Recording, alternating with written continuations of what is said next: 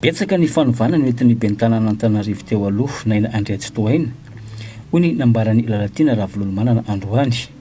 Ankoatra ny resaka fampandrosoana dia anisan'ny ady nataony ihany koa ny ady amin'ny kolikoly. Hany ka maro ireo fananan'ny commune izay lasan'ny olona tamin'ny fomba tsy mazava no voaverina ho an'ny commune nandritra ny tantanany. Anisany amin'izany ny Castel de Bessarety izay nonenan'ireo vahoaka sahirana kanefa namidy mitantana teo aloha tamin'ny fomba tsy ara-dalàna saingy naverina ho an'ny commune ankehitriny.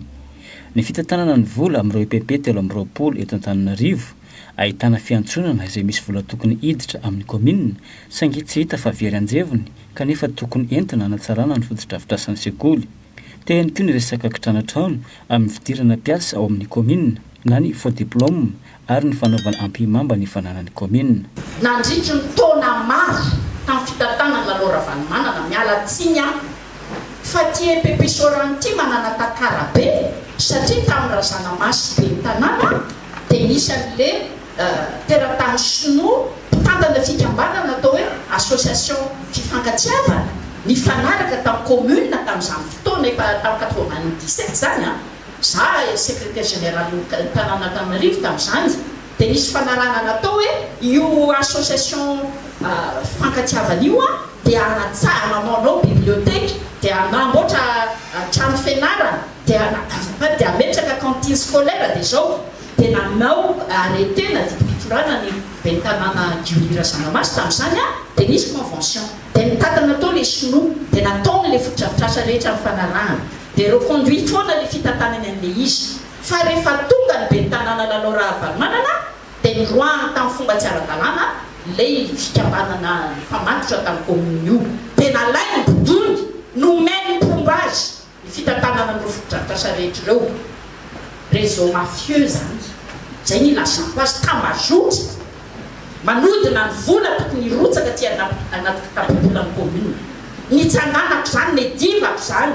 dia faly milaza amintsika rehetra fa ankehitriny dia miverina amin'ny tanàna Antananarivo ny fitantanana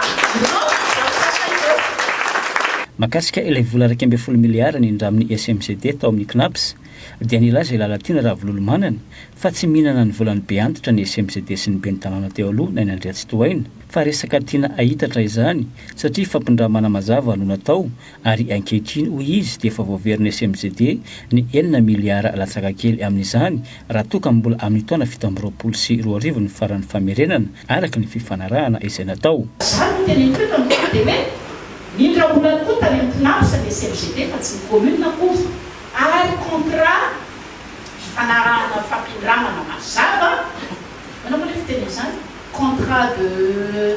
de prêt mazava tsara no nataon'ny SMCD tamin'ny CNAPS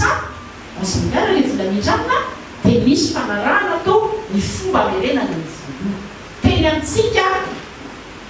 fa efa namerina ny atsasabolan'ny CNAPS ny SMCD amintsika dia zao azo mbola manona merina azo verifier zany azo verifiable zany tsy ninambola ny zokiolana ny be antitra ny SMCD nanaina Andriatsitoaina ben'ny tanàna Antananarivotsika teo aloha resaka tsy nateza resaka tsy namana resaka fanaratsiny toy sa hoe matona tsangany ireo société municipale ireo misy lanazy. Manoloana izay OPDS n'Antananarivo kosa indray dia nilaza Lalatiana Ravololomanana fa tsy mila tendrena OPDS ny tenany fa manohy ny asa mampanolo-tsaina ny tanàna azy araka ny fanalavana nomeny ny fitsarana avy momba lalam-panorenana.